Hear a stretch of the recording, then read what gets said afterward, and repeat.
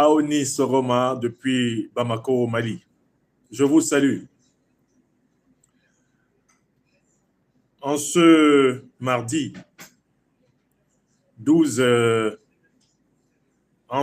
13 août 2024 sur la Terre des Hommes, je voudrais me poser la question suivante. Entre le Sénégal de Bassirou Diomaye Faye et Ousmane Sonko d'une part et l'AES, qui est dans la raison et qui est dans l'émotion? C'est une question qui vaut la peine d'être posée après l'intervention hier à Bamako au Mali de l'actuel Premier ministre du Sénégal, Ousmane Sonko, qui a prétendu que ceux qui critiquent le positionnement de son gouvernement dans les affaires ouest-africaines, il a prétendu que ceux-ci sont dans l'émotion, alors que lui, il est dans la raison. Alors, nous allons nous poser très sérieusement la question de savoir, à l'examen des faits, à l'examen des actes qui ont été posés, qui est dans l'émotion et qui est dans la raison entre l'Alliance des États du Sahel et le Sénégal. J'ai écouté plusieurs fois l'interview qui a été accordée à l'ORTM par le Premier ministre du Sénégal, Ousmane Sonko, au sortir de son audience avec le président de la transition du Mali, chef de l'État, son Excellence, Monsieur le colonel Assimi Goïta. Je dois vous dire, d'entrée de jeu, que la prestation du Premier ministre sénégalais Ousmane Sonko devant la presse malienne ne m'a pas du tout convaincu. Elle m'a, bien au contraire, conforté dans l'opinion que la politique qui est menée actuellement par le gouvernement sénégalais dans les affaires internationales africaines est une politique confuse et est une politique floue. C'est la thèse que je vais défendre en analysant les propos du Premier ministre Ousmane Sonko. Parce qu'il faut le prendre au mot. Il faut le prendre au mot. Alors, mes chers amis, vous êtes d'ores et déjà près de 1000 personnes présentes ce matin sur cette chaîne Franklin Nyamsiwa Cameroun, l'Afrique des libertés, YouTube. Et je compte sur chacune et chacun d'entre vous pour diffuser cette émission matinale qui est une réponse des panafricanistes à Ousmane Sonko, car il n'a échappé à personne que dans sa prise de parole face à la presse hier, le Premier ministre sénégalais Ousmane Sonko répondait aux panafricanistes. Puisqu'il répondait aux panafricanistes, voici une réponse panafricaniste à sa réponse. Alors, quelle est la méthode que je vais adopter dans mon intervention ce matin? Mais je vais prendre la structure du propos du Premier ministre sénégalais Ousmane Sonko, point par point, et montrer les contradictions. Puisqu'il dit qu'on ne l'a jamais pris dans une contradiction, moi je vais le prendre en défaut de contradiction sur chacun des points qu'il a évoqués. Je dis bien sur chacun des points. Et vous allez voir que c'est un chef de gouvernement contradictoire, c'est un politicien contradictoire, c'est un politicien confus. Et il ne peut convaincre que ceux qui ne le suivent pas de près et qui n'étudient pas sa politique. Le journaliste de l'ORTM, Office de la radio-télévision malienne, pose immédiatement, tout de go, au Premier ministre Ousmane Sonko la question de savoir s'il conserve la ligne panafricaniste qu'il avait annoncée aux Africains quand il était opposant, ou s'il a décidé de changer, de laisser le panafricanisme, en fait, pour rejoindre le néocolonialisme. Parce qu'en Afrique, il n'y a que deux chemins dans cette affaire. Soit vous êtes panafricaniste, et dans ce cas, vous vous battez pour la souveraineté, l'émancipation de l'Afrique, soit vous n'êtes pas panafricaniste, à ce moment, vous êtes néocolonialiste et pro-impérialiste. Et vous êtes partisan d'une Afrique soumise à l'Occident, une Afrique soumise à la France, à l'Union européenne, une Afrique soumise à l'OTAN. Il n'y a que deux choix actuellement sur ce continent, d'où je vous parle ce matin. Soit vous êtes panafricaniste et vous êtes donc souverainiste, vous êtes anticolonialiste et anti-impérialiste, soit vous n'êtes pas panafricaniste et dans ce cas, vous êtes nécessairement néocolonialiste, pro-impérialiste et vous appartenez tantôt à ce qu'on appelle la France-Afrique, vous appartenez au grand bloc impérialiste occidental. Bon, Ousmane Sonko prétend devant la presse malienne qu'il n'y a aucune contradiction dans sa politique. Je vais le prendre expression par expression, argument par argument, et je vais prouver que sa politique, lui et son patron, et complice, le président sénégalais Bassirou Diomaye Diakhar Faye, eh bien leur politique est complètement contradictoire. Voici la réponse de Sonko. Il dit il faut mettre les émotions, il faut arrêter de mettre les émotions au devant de tout. Donc pour Ousmane Sonko, ceux qui critiquent la politique actuelle du gouvernement du Sénégal, c'est-à-dire notamment les panafricanistes que nous sommes, nous sommes des émotifs, des émotionnels. Ainsi, d'une certaine façon, Ousmane Sonko, lui, se présente comme un homme rationnel. Alors que ceux qui critiquent la politique de Bassirou Diomaye Faye et d'Ousmane Sonko sont des émotionnels. Je voudrais rappeler à Ousmane Sonko que l'évocation du thème de l'émotion n'est pas quelque chose d'innocent pour un dirigeant sénégalais. Car un certain Léopold Sédar Senghor s'était fait remarquer dans l'histoire de la littérature africaine, dans l'histoire de la pensée africaine, par la défense d'une thèse qui s'est avérée un véritable soutien à la domination raciale blanche sur le peuple africain. Senghor, en effet, provoqua autrefois la polémique en disant que l'émotion est nègre comme la raison est hellène. Senghor attribuait à tous les Africains la tendance à s'exprimer uniquement par les affects, les émotions, la joie, la colère, la tristesse, la mélancolie, etc. Et Senghor attribuait à l'occidental, à l'homme blanc, le privilège de la démarche logique, rationnelle, la raison. Ça, ce sont les propos de Senghor. Et il estimait par conséquent que le nègre avait besoin de l'occidental pour que l'occidental lui apporte la raison qui lui manque, tout comme l'occidental aurait besoin du nègre pour que le nègre lui apporte l'émotion, la sensibilité qui lui manque. Et c'est cela que Léopold Sédar Senghor appelait le métissage civilisationnel. Or, cette théorie fumeuse de Léopold Sédar Senghor était élaborée par un dirigeant qui avait pris fait et cause pour le néocolonialisme français contre les Sénégalais qui se battaient pour une indépendance totale, radicale de l'Afrique et du peuple sénégalais. Senghor, en serviteur du néocolonialisme et du colonialisme français, a réprimé pendant pratiquement les 25 années de son séjour à la tête du Sénégal toutes les forces panafricanistes révolutionnaires, à l'instar du philosophe Omar Blondin Diop, qui va mourir dans les prisons de Senghor à Gorée. Donc, ce que vous devez savoir, c'est que lorsqu'un dirigeant sénégalais traite ses adversaires d'émotionnels, il renouvelle un thème de Senghor. Or, Senghor, c'est le néocolonialisme. Senghor, c'est la France-Afrique. Senghor, c'est le Sénégal sous la coupole de De Gaulle, de Foccart et de Pompidou, son camarade de classe. C'est ça, Senghor. Est-ce que vous comprenez? Donc, lorsque Ousmane Sonko attribue à ses adversaires l'émotion, il réactive l'argument de Senghor. Or, l'argument de Senghor, comme je viens de vous l'expliquer, avait pour but de cacher la politique concrète de Senghor, qui était une politique en faveur du colonialisme, du néocolonialisme français. Une politique anti-africaine, anti-révolutionnaire. Une politique qui s'opposait à l'idée que l'Afrique méritait sa propre armée, méritait sa propre monnaie, l'Afrique méritait ses propres références et biens politiques, sa propre idéologie et consorts. Senghor y était opposé.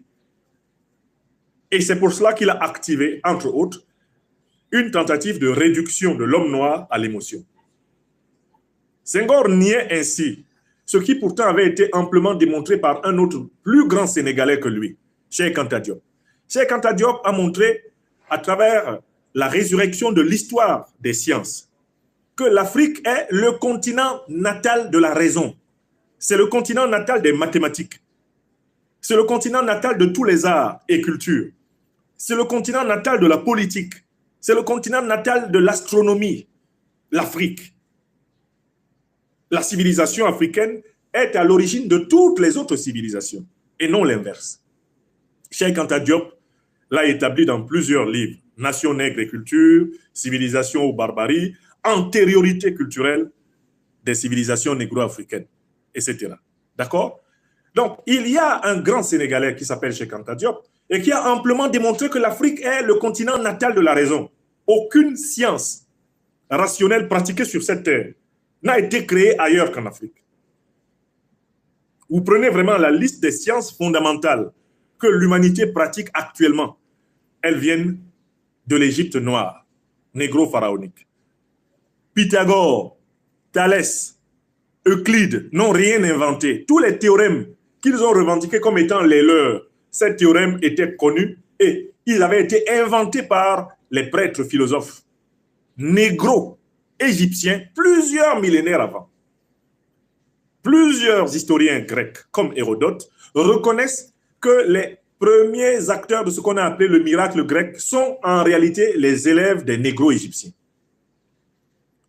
Pythagore, Platon et consorts ont étudié en Égypte noire. Ils venaient en Égypte noire comme aujourd'hui, les étudiants africains vont en Europe pour parachever leur formation. Bon. Donc, sur le premier point déjà, tenter d'enfermer ceux qui le critiquent dans l'émotion et de revendiquer la raison, c'est le geste de Senghor.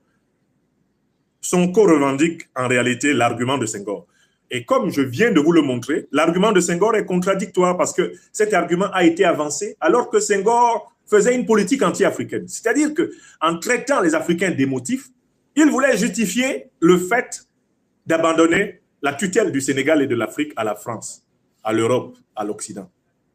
Sa politique concrète, en réalité, était simplement voilée par ce fameux discours consistant à enfermer le nègre dans l'émotion et à confier la raison à l'occidental. C'est parce que Senghor était un nègre qui avait abandonné la souveraineté africaine aux mains de la France. C'est pour cela qu'il a élaboré sa fameuse théorie du nègre émotionnel et du blanc rationnel. C'était une théorie qui était un cache-sexe. Et Ousmane Sonko réchauffe la théorie de Senghor, mais dans une Afrique infiniment plus éveillée que par le passé et qui sait ce que Senghor veut dire. Et qui sait ce que Sonko veut dire quand il traite l'Africain. L'Afrique, patrie des sciences, patrie de la logique, de la raison, de toutes les matières du calcul. L'Afrique, civilisation mère de toutes les civilisations. Oser enfermer l'Afrique dans l'émotion, c'est ce que Senghor tenta et c'est ce que Sonko essaye, quant à lui, avec beaucoup moins de génie. Alors, il dit qu'il faut prendre les questions politiques au sérieux. Ben, on va les prendre au sérieux, M. Sonko.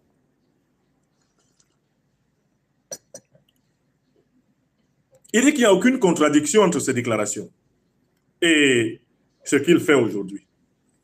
Moi, je voudrais lui donner des déclarations qu'il a faites et qui ne correspondent pas à sa pratique. Un homme politique ne se juge pas par une simple confrontation de ses paroles. Non. Parce que la politique relevant de l'action, on doit confronter les paroles avec les actes. C'est ça la méthode, Ousmane Sonko. Il ne suffit pas de prendre vos phrases d'avant et vos phrases de maintenant, mais il faut aussi qu'on prenne votre discours d'avant et les actes que vous posez maintenant. Et là, on voit la contradiction. Voilà la méthode. Très bien. Ousmane Sonko, quand vous étiez opposant, vous avez dit, en observant le Mali en proie au terrorisme, que dès que vous prendriez le pouvoir au Sénégal, vous dépêcheriez l'armée sénégalaise pour combattre aux côtés de l'armée malienne contre les terroristes. Voici plus de 100 jours que vous êtes au pouvoir au Sénégal.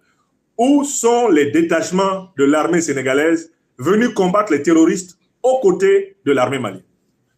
Écrivez ça, hein, parce qu'il dit qu'il ne se contredit pas. Moi, je dis, première contradiction de Sonko. Il emprunte le discours de Senghor. Or, le discours de Senghor avait déjà été démystifié par les Africains. Deuxième contradiction de Sonko. Quand il était opposant, Ousmane Sonko a dit que dès qu'il prendrait le pouvoir, l'armée sénégalaise viendrait combattre aux côtés de l'armée malienne les terroristes. Est-ce qu'il l'a fait? Est-ce que hier, Sonko qui est venu à Bamako est venu proposer au président Goïta les troupes sénégalaises qui veulent combattre les terroristes à Tinzawaten, aux côtés du Mali? Est-ce que c'est ce qu'il a fait? Deuxième contradiction. Troisième contradiction. Quand Ousmane Sonko était dans l'opposition, il a affirmé son opposition radicale à la présence militaire de la France sur le sol africain. Il a promis de démanteler les bases militaires françaises sur le sol africain du Sénégal. Mais ça fait plus de 100 jours qu'il est au pouvoir. Qu'est-ce qu'il attend pour demander à l'armée française de fermer sa base et de quitter le sol sénégalais? Vous écrivez troisième contradiction. Plus de 100 jours au pouvoir, l'armée française a au contraire toute l'attitude pour réorganiser son dispositif. Mieux, Bassirou Diomaye Diakhar Faye, le patron de Sonko et donc son complice, a clairement dit qu'il n'était pas pour une rupture radicale, une rupture avec la France sur le terrain militaire. Alors que quand ils étaient dans l'opposition, ils ont dit qu'ils démantèleraient ces bases et que ces bases n'avaient pas leur place. D'ailleurs, Sonko, en présence de Mélenchon, a continué à interroger radicalement la présence de ces bases. Maintenant, Bassirou Diomaye Diakhar Faye, après 3 allers-retours à Paris, qu'est-ce qu'il a dit? Qu'est-ce que Sonko dit de la base militaire française, de la base militaire américaine, qui prospère toujours actuellement sur le sol sénégalais? Ça fait une troisième contradiction. Il parle, il se prétend panafricaniste, il n'a pris aucune décision panafricaniste. N'est-ce pas? Aucune. Je dis bien aucune. Alors, Ousmane Sonko nous dit qu'il n'y a pas de contradiction dans sa politique. Nous en avons déjà trouvé 3. On continue. Il dit que sur l'embargo de la CEDEAO, quand il était opposant, il était contre. Et maintenant qu'il est arrivé au pouvoir, il est aussi contre. Ça, c'est ce qu'on appelle la cohérence verbale. Mais dans les actes, lorsque la CEDEAO s'est permis d'imposer des sanctions illégales, inhumaines et illégitimes à des pays en lutte contre le terrorisme, il y a eu des conséquences. Le Mali, le Burkina Faso, le Niger ont perdu beaucoup d'argent. Et il y a des êtres humains qui sont morts. La CEDEAO est une organisation politique. Quand une organisation politique commet des fautes, commet des lésions contre des pays membres, qu'est-ce qu'elle doit faire, une organisation politique? Elle doit réparer. Est-ce que Ousmane Sonko est venu avec des propositions de réparation, de compensation, des sanctions illégales, inhumaines, illégitimes, injustes, criminelles de la CEDEAO contre le Mali, le Burkina Faso et le Niger? Est-ce que Sonko est venu avec des réparations? Est-ce que vous savez que l'Allemagne a payé à la France des réparations pour les guerres mondiales jusqu'en 2010? L'Allemagne payait. La question, c'est de savoir, la CEDEAO paye le Mali quand? Pour tout ce que le Mali a perdu par sa faute. L'UEMOA, toutes ces organisations criminelles qui ont fait mourir des Maliens, des Burkinabés, des Nigériens, ils payent quand? Il ne suffit pas de reconnaître les erreurs de la CEDEAO. Encore faut-il que la CEDEAO paye pour ses erreurs, répare ses erreurs. Et les réparations, elles sont concrètes. Quatrième contradiction de Sonko. Il condamne l'embargo de la CEDEAO, mais il n'est pas pour les réparations de la CEDEAO. En fait, si la CEDEAO était une organisation sérieuse, elle commencerait par rembourser le manque à gagner. Tout ce que le Mali, le Burkina et le Niger ont perdu par sa faute, la CEDEAO irait chercher dans ses caisses. Les États qui ont pris ces sanctions illégales iraient chercher dans leur caisse de l'argent pour réparer le Mali. Pour rembourser le Mali. Parce qu'ils ont volé, ils ont détourné, ils ont fait perdre de l'argent. Et ils ont donc par conséquent provoqué des pertes en vies humaines, en opportunités économiques à tous ces pays. Ça se répare, Sonko. Ce ne sont pas des mots. Vous prétendez, Ousmane Sonko, prendre la politique au sérieux. Mais celui qui prend la politique au sérieux, c'est qu'une organisation politique coupable d'infraction, coupable de lésion contre les intérêts des pays membres, cette organisation est réputée obligée de réparer, de payer. Est-ce que vous payez? Est-ce que vous payez? Quatrième contradiction. Alors, Ousmane Sonko dit que quand il était dans l'opposition, il avait mis en garde les chefs d'État de la CEDEAO à propos de ces sanctions. Mais depuis qu'il n'est plus dans l'opposition, est-ce que les chefs d'État de la CEDEAO ont changé d'attitude? Est-ce qu'ils ont payé pour les sanctions illégales, injustes et criminelles qu'ils ont infligées au Burkina, au Mali et au Niger? Est-ce qu'ils ont payé pour ça? Alassane Draman Ouattara, qui a déclaré la guerre ouvertement au Niger, il a payé quoi pour ça? Patrice Talon, qui a fermé la frontière avec le Niger et provoqué des pertes financières massives, considérables, des deux côtés d'ailleurs, il a payé pour ça. Adebola Tinubu, qui a utilisé la frontière nigériane, est-ce qu'il a payé pour ça? Et puis parlons sérieusement, ces chefs d'État-là, par exemple le Bénin, le Nigeria, le Sénégal, la Côte d'Ivoire, ces pays à partir desquels des groupes terroristes ont pu opérer ces derniers temps et provoquer des morts à l'intérieur de la Confédération de l'Alliance des États du Sahel, est-ce qu'ils vont ressusciter ces morts? Et comment ils vont payer ceux qui ont perdu les membres de leur famille du fait de l'activité de ces terroristes protégés par les puissances néocolonialistes et impérialistes qui ont la liberté d'agir à partir du sol de la CEDEAO? Qui paye? C'est la question qu'on doit poser à Sonko lorsqu'il prétend être cohérent. Alors, Ousmane Sonko dit qu'il n'avait fait aucune promesse de rejoindre l'AES. Nous disons Ousmane Sonko, c'est faux. Il avait promis de rejoindre l'AES dans le combat contre les terroristes. Alors, l'AES n'existait pas encore. Mais les pays de l'AES, à savoir donc le Mali, le Burkina et le Niger, Ousmane Sonko a clairement dit que dès qu'il serait au pouvoir à Dakar, il serait avec eux pour combattre le terrorisme. Mais tu ne peux pas être avec des gens sans être dans une organisation avec eux. Tu ne peux pas être avec le Mali, le Burkina et le Niger pour combattre le terrorisme s'il n'y a pas une convergence entre ta position et celle de l'AES. Ousmane Sonko veut jouer avec les mots. Mais quand il voulait surfer sur l'opinion panafricaniste pour être soutenu et prendre le pouvoir face à Macky Sall, Sonko a clairement indiqué qu'entre la CEDEAO d'un côté et les États persécutés par la CEDEAO de l'autre, lui, il avait choisi le Mali, le Burkina et le Niger. Il y a eu des discours ouverts dans lesquels il a demandé au Mali, au Burkina, au Niger de tenir bon, que lui, Sonko arrive. Pourquoi est-ce qu'il oublie ces discours?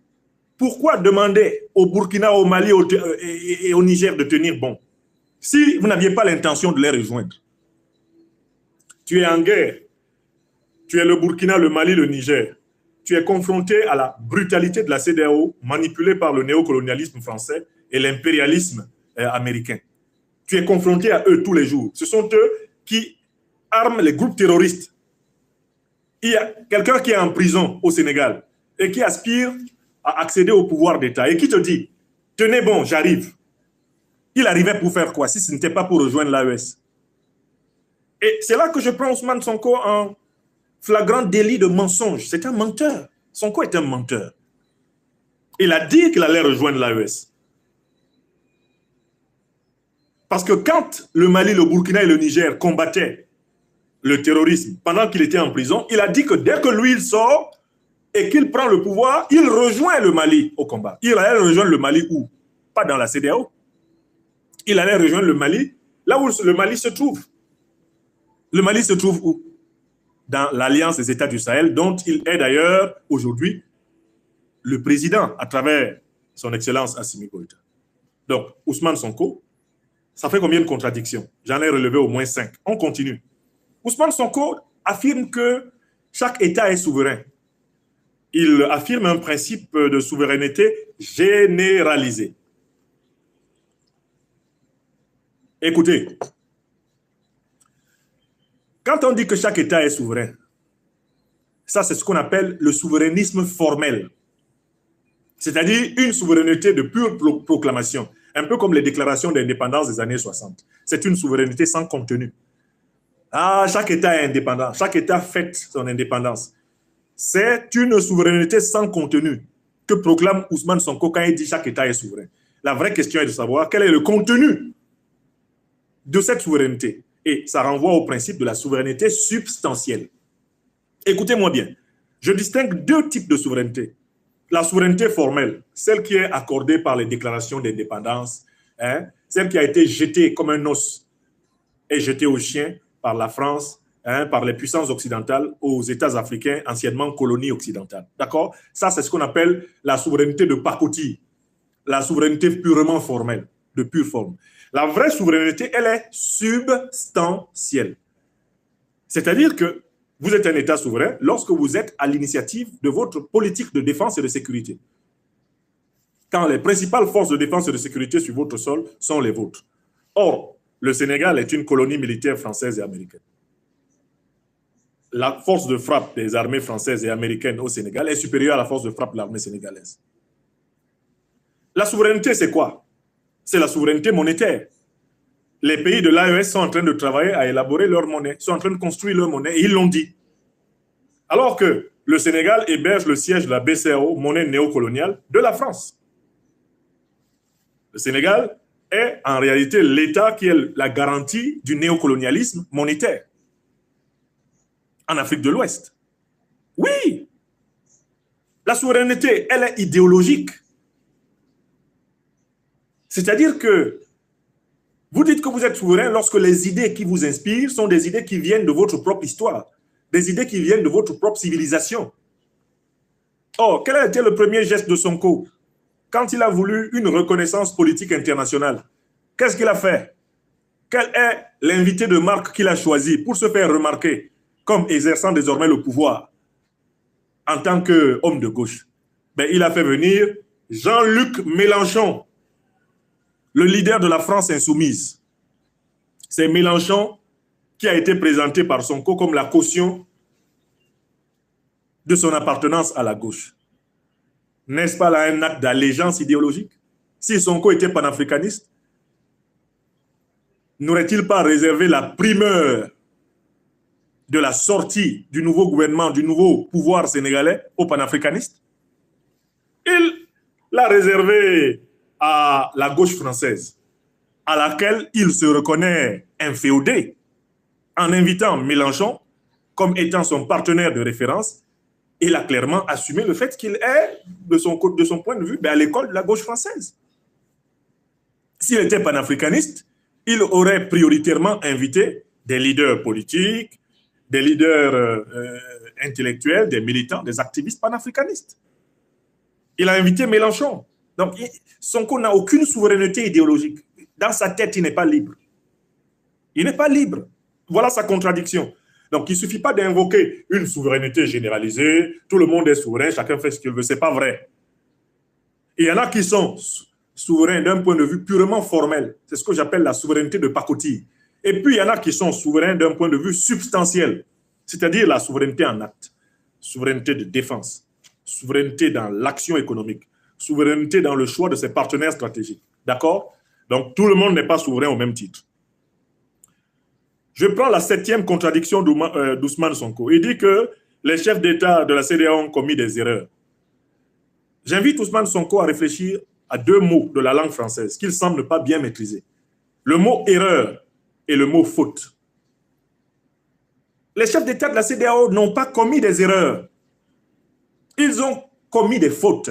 Qu'est-ce que c'est qu'une erreur? Une erreur, c'est un défaut dans le jugement, mais un défaut involontaire. Par exemple, lorsque nous faisons des additions en mathématiques, des additions avec retenue, on nous donne 18 plus 23. On nous donne 18 plus 23. Nous faisons 8 plus 3, ça fait 11. Et nous écrivons une retenue de 1 à côté. Puis nous devons faire 1 plus 2, ça fait 3. Mais il ne faut pas oublier la retenue. Or, qu'est-ce qui arrive aux enfants quand ils commencent? Ils oublient la retenue. Ils oublient la retenue. C'est ce qu'on appelle une erreur. Le mot erreur vient du latin errare, qui veut dire se perdre. D'accord? Donc, l'erreur est humaine, ça c'est vrai, parce que tout être humain peut avoir des moments d'inattention. C'est une faute d'inattention. Or, ce que les gens de la CEDEAO, les chefs d'État de la CEDEAO, que j'appelle des chefs d'État, ce qu'ils ont fait là, ce n'est pas une erreur, c'est une faute. Qu'est-ce que c'est qu'une faute? C'est un acte nuisible qui est posé de façon intentionnelle. Le fautif, le coupable d'une faute, c'est celui qui fait quelque chose de mauvais en sachant que c'est mauvais. En effet, Alassane Dramane Ouattara, le satrape reptilien venu de Sendou pour troubler la paix des Ivoiriens et ayant renié notre belle terre burkinabé de Sendou pour troubler toute l'Afrique avant d'être bientôt dégagé, ce n'est pas un homme qui commet des erreurs. Dans ce qu'il a fait contre le Mali, le Burkina et le Niger, il a commis des fautes, il a perpétré des fautes. C'est-à-dire que Alassane Dramane Ouattara, Macky Sall, Patrice Talon, Tinubu, ils ont agi, Embalo Sissoko, ils ont agi en sachant très bien que ce qu'ils faisaient était mauvais. Mais ils l'ont fait parce que cela leur a été exigé par les néocolons français et par les impérialistes occidentaux qui sont leurs maîtres. Quand Ousmane Sonko vient dire qu'ils ont commis des erreurs, il essaye en réalité de cacher la co-appartenance des dirigeants actuels du Sénégal et des chefs d'État de la CEDEAO à la même chefferie impérialiste occidentale. Il s'agit d'une manière de protéger ses alliés. Ils n'ont pas commis d'erreur. Ouattara Dramane, Oumaro Sissoko Embalo n'ont pas commis d'erreur contre le Mali, le Burkina Faso et le Niger. Ils ont commis des fautes. Patrice Talon, ce ne sont pas des erreurs, ce sont des fautes. C'est-à-dire qu'ils savaient très bien que c'est mauvais, ils savaient très bien que ce qu'ils font n'est basé sur aucun texte, et ils l'ont fait parce que leur maître le leur avait demandé. C'est tout. Comme l'a dit le président Laurent Gbagbo, c'est parce qu'ils ont été pistonnés par les néocolons français, les impérialistes américains, qui se sont attaqués au Mali, au Burkina et au Niger. Donc arrêtez d'utiliser la terminologie de l'erreur pour parler du comportement de la CEDEAO. Ce n'est pas une erreur, c'est une faute, c'est-à-dire une action mauvaise, posée de façon intentionnelle, de façon volontaire. Errare humanum est, disent les latins, sed perseverare diabolicum. Les chefs d'État de la CEDEAO ne sont pas dans errare, ils sont dans perseverare. Ce sont des fautifs, ce sont des individus fautifs, c'est-à-dire maléfiques, habités par l'intention de maintenir l'impérium occidental, qui est leur tutorat, à la tête de l'Afrique. Et voilà ce que Ousmane Sonko veut éviter comme question. Il veut éviter la question fondamentale de savoir, mais qui décide? Qui décide de la stratégie sécuritaire, de la politique de défense du Sénégal? Qui décide? Eh bien, c'est la France-Afrique, c'est l'Amérique-Afrique. Voilà la question qu'il veut éviter en parlant d'erreurs des chefs d'État de la CEDEAO. Et là encore, alors que ce sont des fautes qu'ils ont commises, Ousmane Sonko n'entrevoit même pas l'idée qu'ils doivent réparer, qu'ils doivent payer. Ce n'est pas normal. Mieux. Et là, je pose la question. Ousmane Sonko dit qu'il n'a pas commis de contradiction. J'en suis pratiquement à la 8e. Monsieur Sonko, vous prétendez être panafricaniste. Vous battre pour l'indépendance, la souveraineté, la libération du continent africain. Mais est-ce qu'un panafricaniste peut héberger sur son sol, en tant que Premier ministre ou chef d'État, est-ce qu'il peut héberger sur son sol un ambassadeur d'Ukraine qui publiquement a assumé que son pays a participé à l'agression terroriste contre le Mali? Peut-on être panafricaniste et héberger l'ambassadeur terroriste d'Ukraine? Peut-on être panafricaniste et se contenter de faire des remontées de bretelles à un ambassadeur qui a ouvertement, sur son site officiel, assumé que l'Ukraine opère contre le peuple malien, contre les soldats maliens, avec l'appui d'Al-Qaïda et de l'État islamique? Voilà la contradiction. Ousmane Sonko demande des contradictions. Je suis à Bamako, je lui donne ces contradictions. Le Niger, par exemple, s'est comporté d'une manière absolument cohérente. Le Niger a considéré qu'on ne peut pas dire d'un côté qu'on est panafricaniste, qu'on est uni avec le Mali dans la lutte contre le terrorisme et maintenir des relations diplomatiques avec l'Ukraine qui a assumé son implication directe dans une agression terroriste contre le Mali. Voilà la cohérence, Ousmane Sonko. Ce n'est pas de convoquer un ambassadeur et de lui faire des remarques. Le même ambassadeur, à partir de Dakar, avait tenté de recruter des Africains pour les envoyer comme chair à canon en Ukraine. Le même, c'est un récidiviste. La même ambassade d'Ukraine au Sénégal. Et là encore, Macky Sall s'était contenté de pondre un communiqué pour remonter les bretelles à l'ambassadeur d'Ukraine. Il s'agit là d'aveu de complicité. Si vous êtes incapable d'expulser l'ambassadeur d'Ukraine, qui a pris la responsabilité d'assumer l'agression terroriste contre le Mali, vous n'êtes pas panafricaniste. Sonko Ousmane, Bassirou Diomaye Faye. Je suis désolé pour vous et vos partisans. Des panafricanistes authentiques doivent rompre les relations avec la République d'Ukraine dès lors que celle-ci a officiellement assumé qu'elle participe aux côtés des terroristes à l'assassinat de nos frères et de nos soldats. Moi, je ne vois pas comment Ousmane Sonko peut survivre à cette contradiction? Comment Diomaye Faye peut survivre à cette contradiction? Vous hébergez sur le sol sénégalais un ambassadeur qui a publiquement assumé, eh bien, sa participation au terrorisme. Là, j'ai l'électricité qui est coupée. Je vais voir si dehors j'ai plus de lumière. Mes chers amis, dites-moi si vous me voyez.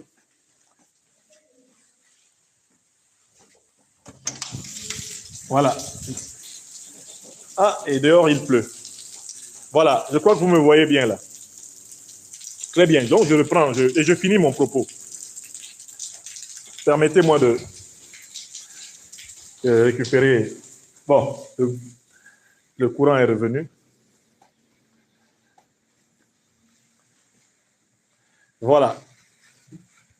J'étais presque à la fin de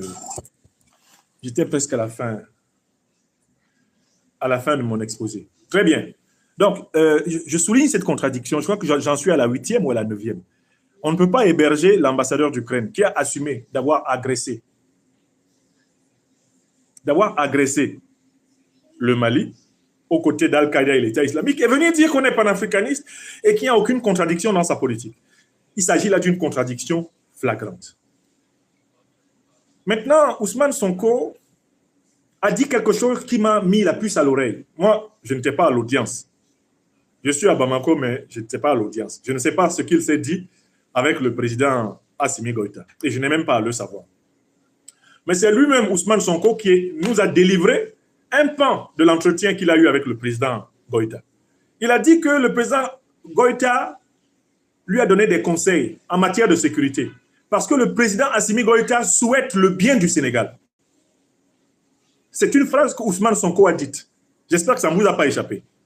Le président Assimi Goïta et moi avons discuté des questions de sécurité. Comme vous le savez, le président Assimi Goïta souhaite le bien du Sénégal. Est-ce que Sonko se rend compte de la contradiction? Est-ce que Sonko se rend compte de la contradiction dont il est porteur? Écoutez, si le président Assimi Goïta souhaite le bien du Sénégal, ça veut dire que, en fait, explicitement et implicitement, Bassirou Diomaye Diakhar Faye, président sénégalais, et Ousmane Sonko, son premier ministre, ne sont pas à la hauteur. Ils ne sont pas à la hauteur de la protection du peuple sénégalais. Pourquoi? Mais parce qu'ils font ami-ami avec les terroristes. Le Mali a été bloqué ici pendant plus de 10 ans parce qu'il faisait ami-ami avec les terroristes. C'est l'OTAN qui a fait venir Al-Qaïda et l'État islamique pour combattre les Africains. Et les dirigeants maliens, avant le président Assimi Goïta, passaient leur temps à combattre le terrorisme en s'appuyant sur l'OTAN. Alors que c'est l'OTAN qui a détruit la Libye, assassiné Kadhafi, armé Al-Qaïda et l'État islamique, créé par l'OTAN. Donc, j'imagine que le président Assimi Goïta a fait remarquer à Ousmane Sonko, vous êtes en train de passer par les erreurs qui nous ont coûté cher. Un peu comme le président Ibrahim Traoré a fait remarquer à la Côte d'Ivoire. Vous êtes en train de faire ami-ami avec les terroristes. Sous le président Compaoré ici, avant nous, les terroristes venaient dormir à Ouagadougou. On pensait qu'en les hébergeant chez nous, quelque part, on facilitait la paix et la sécurité chez nous. Mais aujourd'hui, de quoi se rend-on compte? Tous les pays qui ont eu une attitude compréhensive, une attitude naïve envers le terrorisme, sont les pays qui sont en proie au terrorisme. Donc le président Assimi Goïta a dû faire remarquer à Ousmane Sonko la chose suivante. Il lui a fait remarquer que vous êtes en train de faire ami-ami avec les Ukrainiens qui ont tué nos soldats. Vous faites ami-ami avec les néocolons français qui ont toujours leur base chez vous.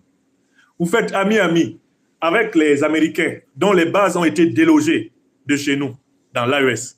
Ce que vous ne savez pas, c'est que ces gens finissent toujours par mordre la main de ceux qui les servent. Regardez ce qu'ils ont fait à Saddam Hussein. Regardez ce qu'ils ont fait à Oussama Ben Laden, leur agent. Regardez ce qu'ils ont fait partout à travers le monde. Regardez ce qu'ils ont fait à Mobutu. Regardez ce qu'ils font à ceux qui les servent. Regardez comment ils lâchent ceux qui les servent. Donc Ousmane Sonko lui-même avoue que le président Assimi Goïta a un plus grand souci de la paix et de la sécurité du peuple sénégalais que lui, Sonko. Donc le président Assimi Goïta a dû lui dire mon frère Ousmane, vous êtes ami avec ceux que nous avons chassés. Nous les avons chassés parce que nous, on les connaît. Vous voulez passer par ce que nous avons connu avant de comprendre, alors que vous auriez pu apprendre de nos souffrances pour ne pas vivre les mêmes souffrances. Donc, en fait, en venant à Bamako, Ousmane Sonko reconnaît qu'ils ne sont pas à la hauteur. En s'exprimant sur le contenu de sa conversation avec le président Assimi Goïta, Ousmane Sonko reconnaît qu'ils ne sont pas à la hauteur. Ils ne sont pas capables de protéger le peuple sénégalais. Parce que si le président Goïta doit se soucier davantage du Sénégal, au point de donner des conseils à Sonko, c'est parce que le président Goïta se rend compte qu'ils sont en train de commettre des erreurs qui vont être fatales. Tout ce qui héberge les chefs terroristes, les organisations terroristes vont subir le terrorisme. Je recommence une deuxième fois. Tout ce qui héberge actuellement ici en Afrique, les chefs terroristes, les organisations terroristes vont subir le terrorisme. Une troisième fois. Tout ce qui héberge les chefs terroristes et les organisations terroristes ici en Afrique, ils vont subir le terrorisme. C'est une loi de l'histoire, car les terroristes sont là pour maintenir les États dans la fragilité. Et c'est cette fragilité qui est la condition de la domination du néocolonialisme français. C'est cette fragilité qui est la condition de la domination de l'impérialisme occidental. Il ne faut pas qu'il y ait un État africain solide. Et quand un État africain commence à être trop solide, on lui fait une piqûre de rappel terroriste. On lâche les mercenaires contre lui. Regardez bien la carte du terrorisme en Afrique. Et vous vous rendrez compte que c'est la carte des ressources naturelles stratégiques de l'Afrique. Et vous vous rendrez compte que c'est la carte des bases militaires étrangères en Afrique. Et vous vous rendez compte que c'est exactement la carte des zones d'influence sur lesquelles les grandes puissances de l'OTAN ne veulent pas lâcher du lest. Dans toute région africaine où l'OTAN veut avoir la main mise, il y a toujours d'abord des terroristes qui sont envoyés en éclaireur. Quand le pays est fragilisé par les terroristes, l'OTAN se débrouille pour proposer son aide à la lutte antiterroriste. Et ainsi, l'OTAN s'installe. Voilà le mécanisme. Et on doit l'expliquer du marché populaire de Bamako au palais de Koulouba. Le mécanisme est connu. Donc Ousmane Sonko, littéralement, est venu prendre des leçons de géopolitique et de géostratégie pratique. Le président Goïta lui a ouvert les yeux là où il ne voyait pas, en lui disant, vous pensez peut-être qu'en le faisant, vous êtes dans la souveraineté, mais vous êtes en réalité en train de creuser votre trou. Ne vous plaignez pas. Ne dites pas que Dieu n'a pas envoyé un homme pour vous prévenir. Sonko Ousmane, Bassirou Diomaye, vous faites ami avec les néocolons français qui nous persécutent. Avec les impérialistes occidentaux qui arment Al-Qaïda et l'État islamique contre nous. Un jour, ça va vous arriver.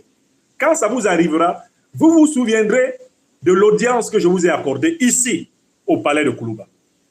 Alors, moi, je conclue cette affaire. Vous êtes près de 4000 personnes en direct de cette émission et je compte sur vous pour partager 4000 fois cette émission en exclusivité actuellement sur Franklin Nyamsiwa Cameroun, l'Afrique des libertés YouTube.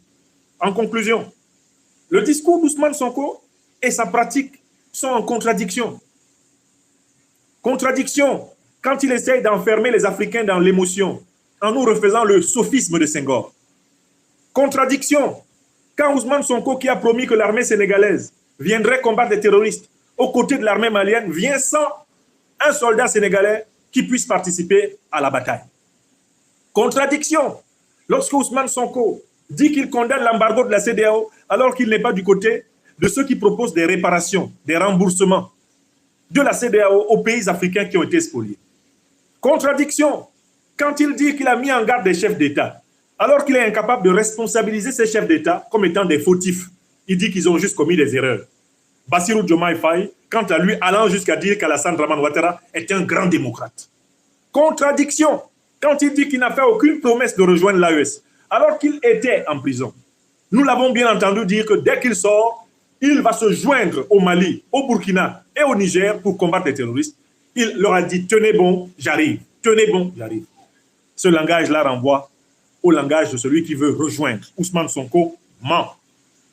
Contradiction enfin, Lorsqu'Ousmane Sonko était capable de nous dire ce que fait l'ambassadeur d'Ukraine qui a assumé sa participation à l'agression terroriste contre le Mali, il l'a assumé depuis la terre du Sénégal.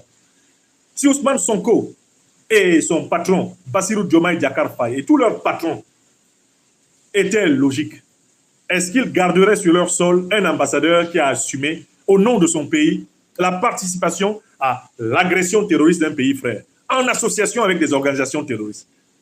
Voilà la contradiction et je ne comprends pas pourquoi et comment les partisans d'Ousmane Sonko et de Diomaye Diakhar Faye peuvent se promener sur les réseaux sociaux en tentant de le défendre. Il n'est pas défendable. Ousmane Sonko est en pleine contradiction. Son discours ne correspond pas à ses actes. Et à l'intérieur même du discours de Sonko, il y a des failles, comme par exemple dire que les chefs d'État commettent des erreurs, là où tout le monde sait que ce sont des fautes. D'accord? Donc voilà, c'est la réponse que je voulais lui apporter ce matin. Alors pour nous autres panafricanistes, Ousmane Sonko et Bassirou Diomaye Diakhar Faye ne sont pas des panafricanistes. Tout authentique gouvernement panafricaniste n'a pas le comportement du gouvernement sénégalais actuel. Ils ne sont pas des panafricanistes. Ils ont pu passer pour des panafricanistes. Ils ne le sont pas. Ils appartiennent au bloc néocolonialiste et ils doivent être traités comme tels. La preuve, Ousmane Sonko est donc venu hier à Bamako. Est-ce que le peuple malien est sorti en masse pour l'accueillir? Est-ce que le peuple malien est sorti en masse pour l'accueillir? Bassirou Diomaye Diakhar Faye était ici il y a quelques mois. Est-ce que le peuple malien est sorti en masse pour l'accueillir? Vous avez déjà vu un leader panafricaniste qui arrive dans un pays et qui n'est pas accueilli par une liesse populaire? Pourquoi les Maliens ne sont pas sortis en masse pour aller l'applaudir à l'aéroport? Mais parce qu'on sait qu'il n'est pas panafricaniste. Et parce qu'on sait qu'on ne peut pas lui faire confiance, ni à lui, ni à son patron. Après toutes les déclarations et les actions qui ont été menées avec leur complicité ces 3 derniers mois. Vous comprenez? Non, Ousmane Sonko, Premier ministre du Sénégal, sa visite est une visite anodine, furtive. Et même dans son regard, son comportement non verbal respirait la peur. Sa voix était rentrée, tremblotante, fluette, flottante. Et c'est en le regardant que j'ai écrit ceci. Parce que sa manière de s'exprimer correspond parfaitement à ce que j'ai appelé le portrait du traître. Il ne regarde personne dans les yeux. Il ne parle pas clairement. Il a des phrases qui vont à gauche et des phrases qui vont à droite. Il avance comme un serpent, en zigzagant sur le sol, en spirale.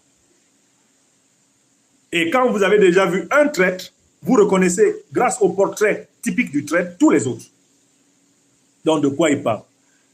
Écoutez, personnellement, la prestation du Premier ministre Ousmane Sonko à Bamako m'a convaincu que les panafricanistes n'ont rien à attendre de l'actuel exécutif du Sénégal. Cela m'a convaincu que la Confédération de l'Alliance des États du Sahel doit prendre des mesures de précaution contre la politique qui gouverne actuellement le Sénégal. Ça n'a rien à voir avec le peuple en tant que tel. Il faut prendre des précautions.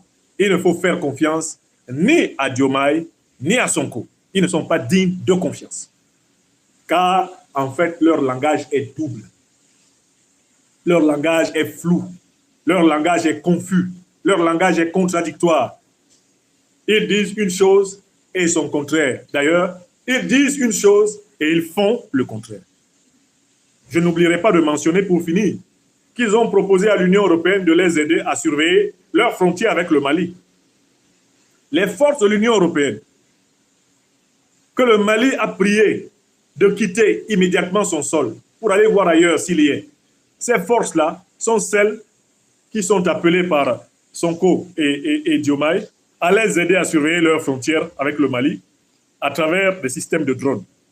Mais écoutez, comment on peut prétendre être panafricaniste et interposer les forces des anciennes puissances coloniales, les forces néocoloniales et impérialistes de l'OTAN à la frontière entre 2 pays africains? Donc écoutez, vraiment, il faut être particulièrement mal informé ou d'une mauvaise foi absolue pour croire en Ousmane Sonko. Même Sonko lui-même ne croyait pas en ce qu'il disait. Regardez comment il s'exprimait. Les yeux furetants à gauche et à droite. il savait qu'il était en territoire de méfiance. Regardez le regard des officiels maliens. Regardez comment les officiels maliens regardaient Sonko.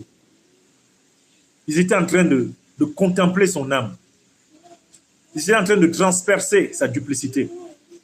Et je suis convaincu, connaissant les autorités maliennes actuelles, que des vérités lui ont été dites là-bas entre quatre murs. Ce sont ces vérités qui expliquent que son verbe était bas quand il est sorti de là. Ils lui ont dit les quatre vérités. Donc, s'il est venu pour ça, eh bien, il a eu sa douche froide. Et de toutes les façons, l'opinion panafricaniste ne lui fera jamais plus confiance. C'est terminé. Terminé, terminé. Il peut courir. Mes chers amis, je vous souhaite une excellente journée. Bamako est sous une abondante pluie. Pluie de bénédiction. Je l'espère énormément pour cette terre africaine du Mali. Je vous souhaite une excellente journée. C'était une exclusivité de YouTube. Franklin Nyamsi Wa Cameroun, l'Afrique des libertés.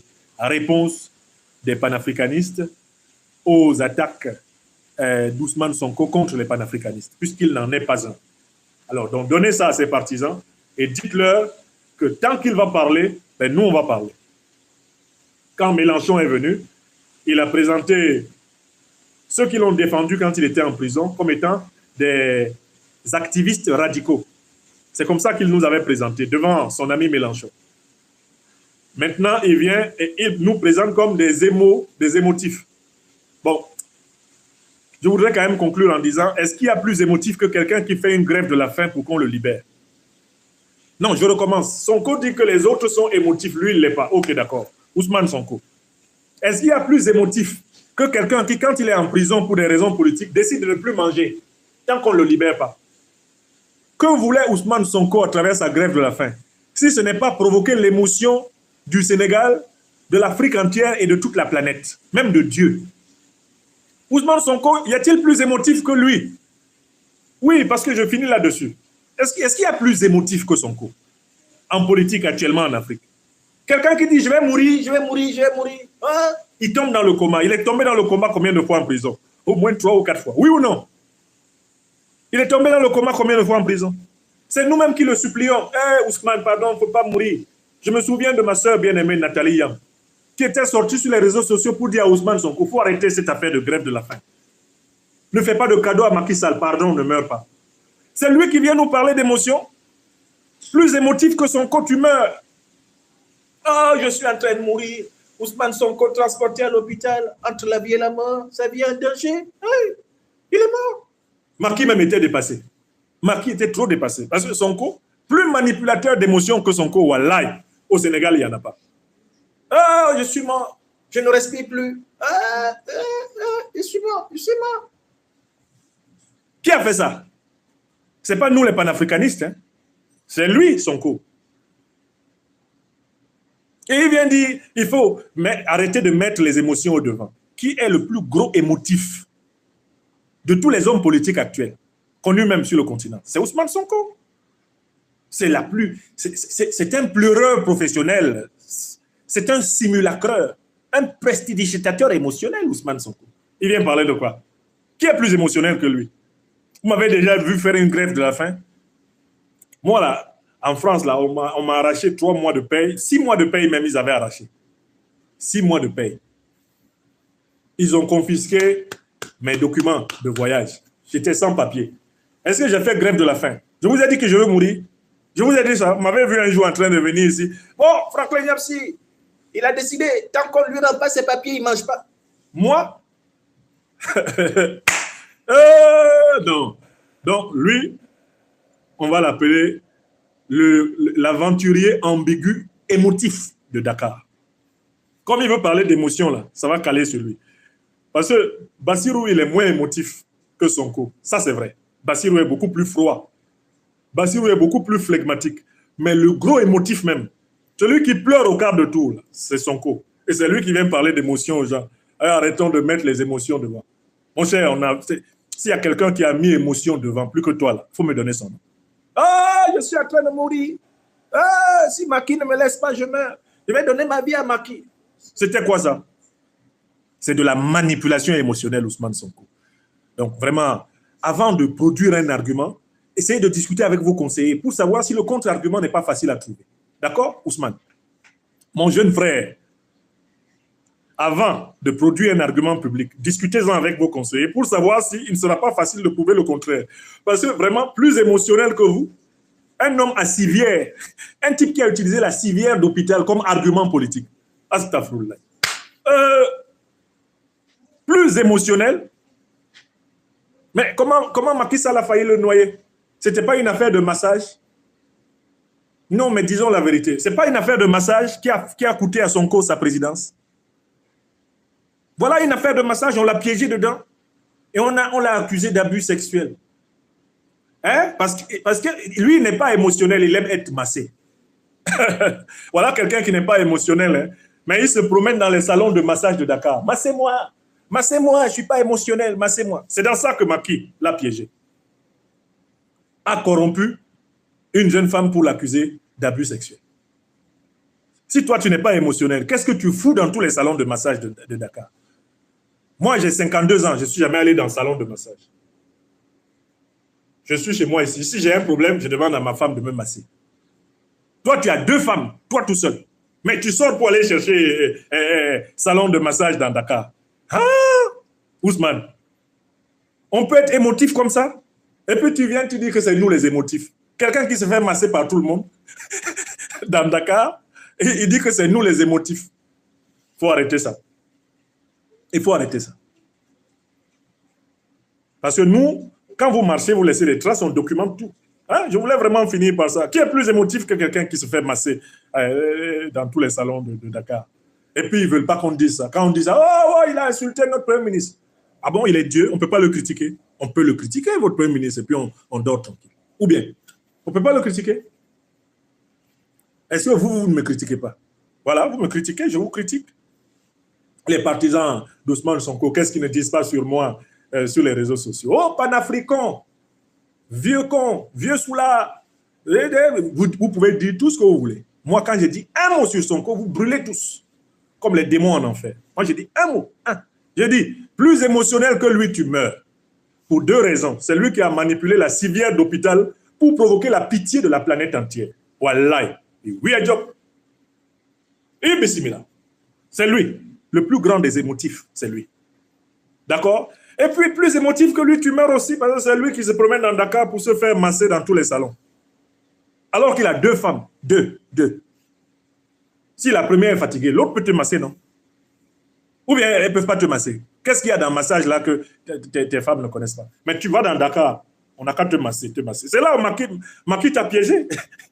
Macky t'attendait au Courbon, tu es tombé et t'as assommé. C'est pour ça que tu n'es pas président. À cause d'affaires de massage que tu as à la maison. Et puis c'est toi qui viens dire, ah bon, arrêtons de mettre les émotions au devant. Qui est plus émotionnel que toi? Oh, dis donc. Bon, écoutez, il a parlé, on a parlé, la vie continue. Hein? Et puis ces partisans, maintenant, je leur ai donné une raison de parler. Je crois qu'ils vont parler pendant 3 mois. Allez, les sonkoïstes, les bassirouistes, feu! Parlez. Je m'en fous. Je m'occupe de vos patrons, là. Hein? Chacun sa catégorie. Moi, je m'occupe de vos patrons. Hein? Mina you no dey for the same catégorie. Mina you no dey for the same catégorie. Moi et vous, on n'est pas dans la même catégorie. Moi et vous, on n'est pas dans la même catégorie. Je défends l'Afrique, les peuples africains. Je défends la lutte souverainiste de l'Alliance des États du Sahel. Je défends tout dirigeant africain qui aime son peuple. Et je veux être des serviteurs du peuple africain. C'est tout. Le reste, c'est pas grave. Vous pouvez dire tout ce que vous voulez. Comme on dit chez nous à Abidjan, je m'en bats bien recto verso. J'ai fini de montrer les contradictions de Sonko et c'était mon objectif du matin. J'ai dit, il ne faut même pas que midi passe sans que l'Afrique des libertés sache que Sonko est le plus contradictoire des dirigeants que le Sénégal puisse connaître. Voilà. Ça, c'est fait. Hein? Apparemment, même quand on les contredit, c'est un crime. Ouais. Bon, allez acheter les cordes chez Foucault à Yaoundé. Celui qui n'est pas content, qu'il aille chercher les cordes chez Fokou, à Yaoundé, Fokou. C'est un quincailler de mon pays natal, là. Ils vendent de très bonnes cordes. Pour aller acheter. Bonne matinée à toutes et à tous. Soyez bénis. Soyez bénis, soyez bénis. Vive l'AES. Vive l'Afrique éveillée. Vive les panafricanistes révolutionnaires, authentiques. Que Dieu nous accorde sans cesse sagesse, force et courage pour accomplir l'œuvre d'émancipation de ce continent. Je vous remercie. Merci, vous étiez près de 4000 personnes en direct de cette émission. Je compte sur chacune et chacun d'entre vous pour la donner sur tous les réseaux. À plus tard.